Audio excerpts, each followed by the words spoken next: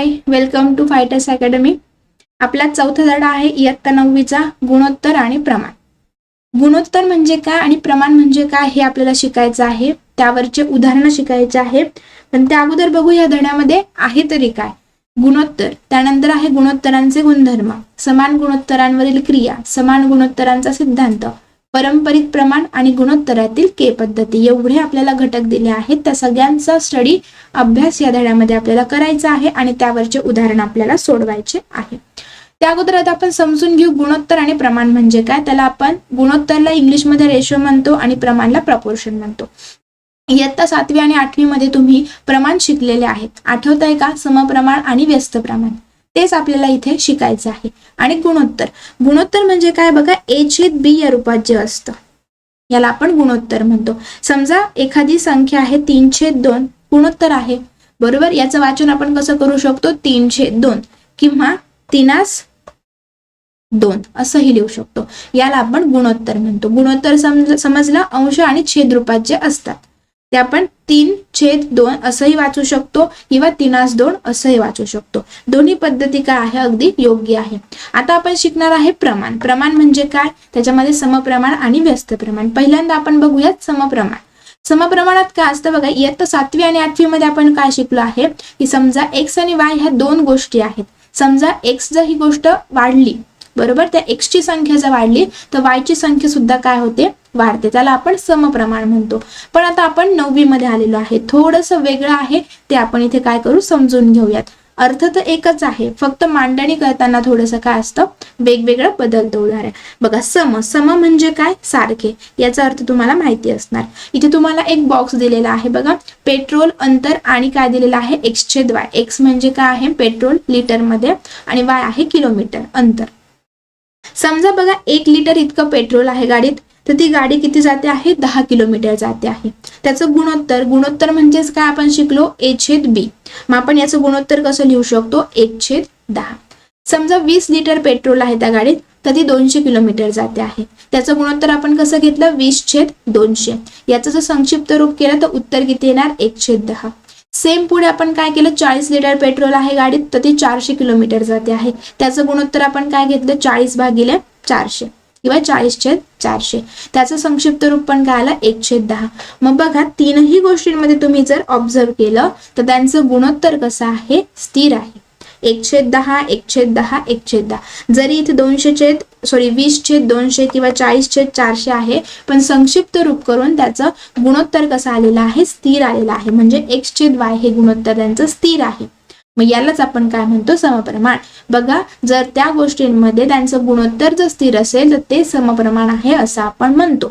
त्याचं इथे बघा एक्सप्लेनेशन दिलं आहे, गाडीने वापरलेले पेट्रोल लिटर मध्ये आणि तेवढ्या पेट्रोल मध्ये कापलेले अंतर किलोमीटर मध्ये, या राशींचे गुणोत्तर स्थिर आहे। अशा वेळी या दोन राशी समप्रमाणात आहे, म्हणजेच या दोन राशी समचलनात बदलतात असं आपण म्हणतो। गुणोत्तर जर स्थिर असेल किंवा सारखं असेल, सेम असेल, त्याला आपण काय म्हणतो, समप्रमाण म्हणतो। समजलं? त्यानंतर आहे व्यस्त प्रमाण। बघा, पुढे दिलेला आहे मोटर आणि बैलगाडी, त्यांचा वेग दिलेला आहे ताशी x आणि वेळ दिलेली आहे y। समजा मोटर आहे, त्याचा वेग किती आहे, 50, आणि किती वेळ लागतो आहे त्यांना, 2 किंवा 2 तास वगैरे लागत असेल। मग त्यांचा गुणाकार केला x गुणिले y, तर त्याचं उत्तर किती येत आहे, 100।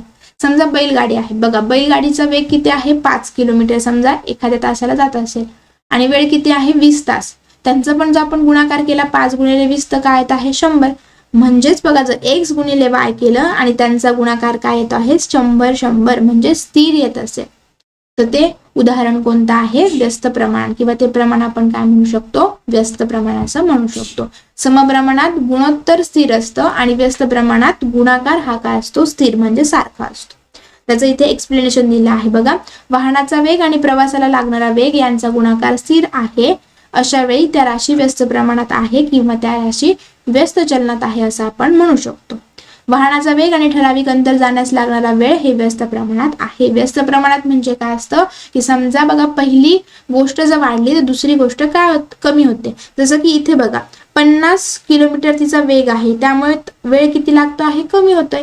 इथे तिचा वेग कमी आहे, त्यामुळे टाइम काय लागतो आहे, जास्त, विरुद्ध असतं x आणि y, त्याला आपण व्यस्त प्रमाण असं म्हणतो। त्यानंतर आता गुणोत्तराचे गुणधर्म आहे बघा. काय आहे गुणोत्तराचे गुणधर्म? ए आणि बी ह्या दोन संख्या आहेत, त्या आपण एस बी किंवा ए छेद बी या स्वरूपात लिहू शकतो. ए ला पहिलं पद म्हणता आणि बी ला दुसरे पद म्हणता. त्यानंतर समजा ह्या दोन संख्यांच्या गुणोत्तरामध्ये उत्तरपद 100 असेल, त्याला आपण काय म्हणतो? शतमान, पर्सेंटेज. समजा असं दिलेलं असेल तर आपण काय म्हणतो त्याला? 12%. बरोबर, त्याला शतमान म्हणतो. त्यानंतर बघा, प्रमाणातील सर्व संख्यांना एकाच शून्यतर संख्येने गुणले किंवा भागले तर त्यांचे प्रमाण बदलत नाही. हे महत्वाचं आहे. उदाहरण त्याचं दिलं आहे. त्यानंतर पुढचा नियम आहे बघा, ज्या संख्यांचे गुणोत्तर काढायचे आहे त्या संख्या आपल्याला एकाच एककात पाहिजे, समान एकक पाहिजे. समजा एखादी संख्या आहे 5 लिटर आणि दुसरा आहे समजा 10 ml, तर असं आपण गुणोत्तर नाही घेऊ शकत.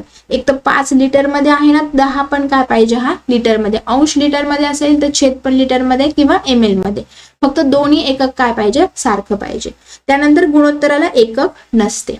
आता बघा, समजा आपण लिहिलं आहे 2 किलोमीटर भागिले 3 किलोमीटर.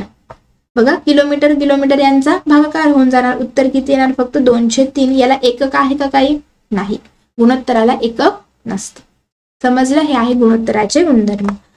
तर बघा, सराव संचामधलं उदाहरण आहे, खाली दिलेल्या संख्यांच्या जोड्यांमधील पहिल्या संख्येशी दुसऱ्या संख्येशी गुणोत्तर संक्षिप्त रूपात लिहा. पहिलं उदाहरण आहे 72 आणि 60. आधी आपण काय करू? हे 72 आणि 60 भागाकाराच्या रूपात लिहू. आता याला संक्षिप्त रूप करायचं म्हणजेच काय करायचं आहे बघा, 72 आणि 60 कोणत्या एका पाड्यामध्ये येतात ते शोधा. 72 आणि 60 कोणत्या एका पाड्यामध्ये येतात? 12च्या. मग त्या 12ने याला काय करायचं आहे? भाग द्यायचा आहे.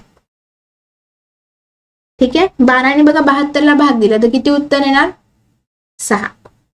आणि 60ला भाग दिला तर उत्तर किती येणार? 5. हे आहे त्याचं संक्षिप्त रूप. या पद्धतीने आपण गुणोत्तराचे संक्षिप्त रूप लिहू शकतो. काय करायचं? फक्त ते गुणोत्तराच्या रूपात लिहा आणि दोघही संख्या एकाच कोणत्या पाड्यामध्ये येतात ते शोधा. त्या नंबरने काय करायचं? त्यांना भाग द्यायचा आहे. ठीक आहे. त्यानंतर पुढचं उदाहरण बघा, 5 लिटर आणि 2500 मिलीलिटर आहे. आता इथे बघा, व्यवस्थित बघा, लिटर आणि मिलीलिटर आहे. दोन्ही पण राशी वेगवेगळ्या आहेत. दोन्ही एकक वेगवेगळे आहे. एक तर ते लिटर मध्येच पाहिजे, नाही तर मिलीलिटर मध्येच पाहिजे. आपण काय करू? 5 लिटरला मिलीलिटर मध्ये कन्वर्ट करू. आता आपल्याला माहिती आहे की 1 लिटर बरोबर किती असतं?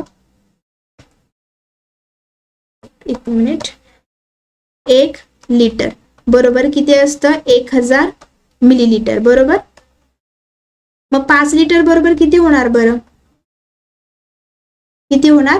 5000. 5 ला काय करा? 1000 ने गुणा. मग मिलीलिटर मध्ये आलं बघा. 5 लिटर होतं ते आपण काय केलं? मिलीलिटर मध्ये. आता आपण त्यांचं गुणोत्तर लिहू शकतो. 5 लिटरच्या ऐवजी काय लिहिणार आपण? 5000 आणि 2500 हे तर मिलीलिटर मध्ये आहे. बघा, समजा आपण इथे हे दोन्ही शून्य यांचे काय केले? कॅन्सल केले. राहिलं काय? फक्त आता इथे 50 भागिले 25. आता 50 आणि 25 दोघंही एकाच कोणत्या पाड्यामध्ये येतात? 25च्याच. मग 25 ने काय करू? त्यांना भाग देऊ. मग 25 ने 50 ला भाग दिला तर उत्तर येणार 2 आणि 25 ने 25 ला भाग दिला तर उत्तर येणार 1. म्हणजे 2/1 किंवा 2:1 हे त्याचं काय आहे? संक्षिप्त रूप. समजलं? हे आहे त्याचं संक्षिप्त रूप. ठीक आहे. अशा प्रकारचे आपण उदाहरण या धड्यामध्ये सोडवलेले आहेत. असेच उदाहरण सगळे आहे गुणोत्तर आणि प्रमाणाचे. ठीक आहे.